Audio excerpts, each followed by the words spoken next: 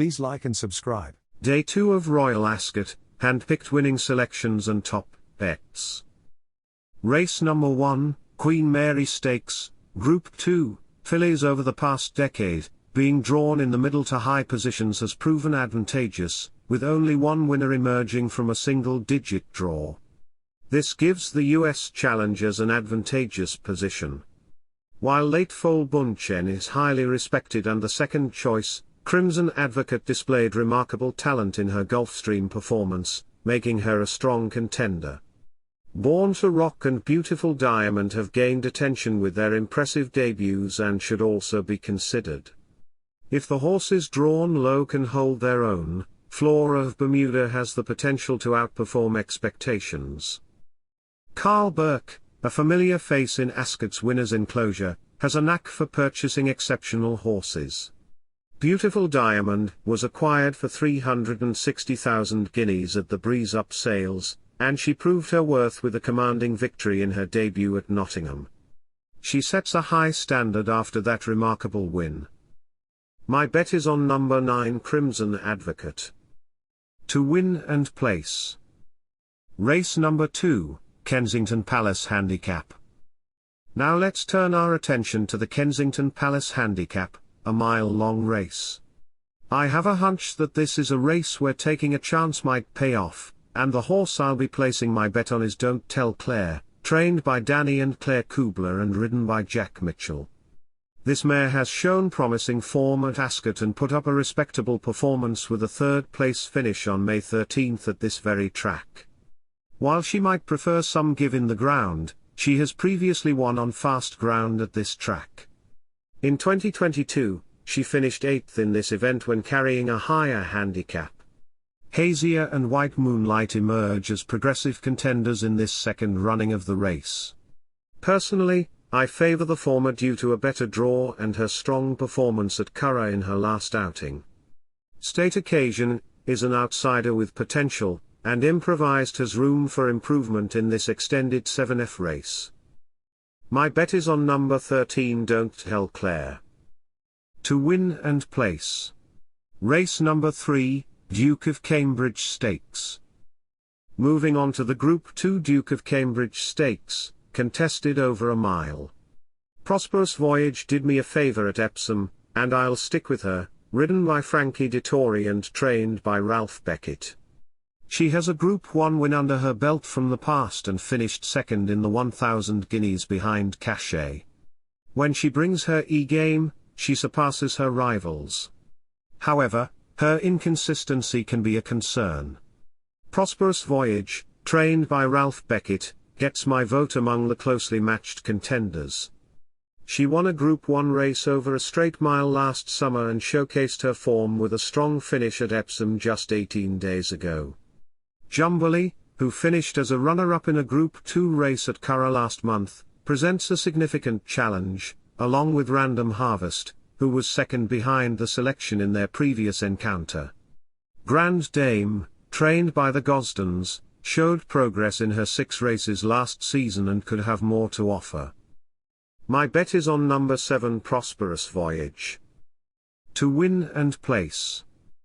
Race number 4, Prince of Wales's Stakes. Let's turn our attention to one of the week's most significant races, the Group 1 Prince of Wales's Stakes over a mile and a quarter. There is a good chance that Luxembourg will secure an easy lead here. Even if that doesn't happen, he remains a strong contender with Ryan Moore riding for Aidan O'Brien. This former Guinea's third displayed great resilience in his previous victory, where he denied Bay Bridge in the Tattersall's Gold Cup at the Curragh. Luxembourg possesses the ability to quicken up off the bend and prove difficult to catch. I observed Luxembourg's seasonal reappearance, and initially, I thought he was out of form.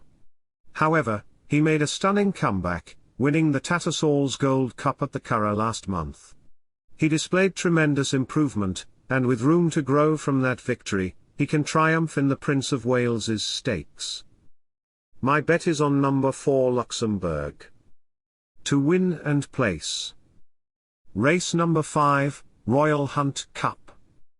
In the Royal Hunt Cup, Dunham, Knapp, an Irish Raider, stands out with a solid profile and the potential for further improvement. Trained by a successful handler in great form this month, Dunham appears well suited for this contest. Garley, another progressive contender, presents strong credentials and is my second choice.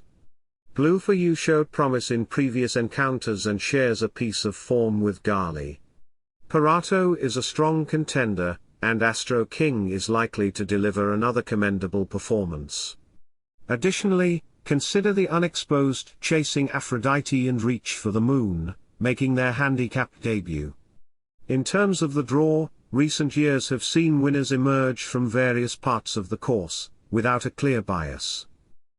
I'm keen on Intellogent, ridden by James Doyle and trained by Jane Chappell-Hyam, in terms of picking the winner. He ran exceptionally well last year and caught my attention in his recent start at Newbury.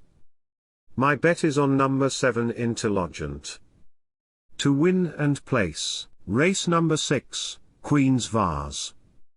Turning our focus to the Queen's Vase, St Vincents Garden may have finished last in a 1M5F listed race at Navan, trailing behind 3 of today's competitors, but he showed resilience in that slowly run contest, finishing just over 2 lengths behind. This bodes well for his future in longer races. With only 3 races under his belt, he has ample room for improvement. Peking Opera, the winner of the Navan race, has strong credentials, and Gregory poses a significant threat, having won an impressive 1M3F listed race at Goodwood recently and being well suited to this distance. Another contender to consider is Chesspiece. My bet is on number 12 St Vincents Garden. To win and place, race number 7, Windsor Castle Stakes. In the Windsor Castle Stakes, Aidan O'Brien has won 3 out of the last 8 runnings, and Johannes Brahms appears to be the standout among his 2 contenders. However, it remains to be seen whether his middle draw provides an advantage, as horses drawn close to one of the flanks have triumphed in 9 of the last 10 editions of this race. Maximum Impact and Bombay Bazaar, despite a central draw, still holds solid claims. Barnwell Boy made a strong impression with a victory on his Goodwood debut and holds a favourable berth next to the far rail, making him a strong contender. Nevertheless, my preference lies with World of Darcy, trained by Carl Burke, who is drawn against the stands rail. The Burke yard has been enjoying a successful season with their juveniles, and though this colt was outperformed by stablemate elite status in the National Stakes at Sandown, it was still a commendable effort. Other notable mentions include Sergeant Wilco, Supersonic Man, and the potential US Challenger Fandom if it opts for this race over Tuesday's Coventry Stakes. I was truly impressed by Barnwell Boy's performance at Goodwood, and I have no concerns about the drop to 5F. My bet is on number 3 Barnwell Boy. To win and place. Thanks, and come back tomorrow for Day 3 Picks Royal Ascot meeting. Race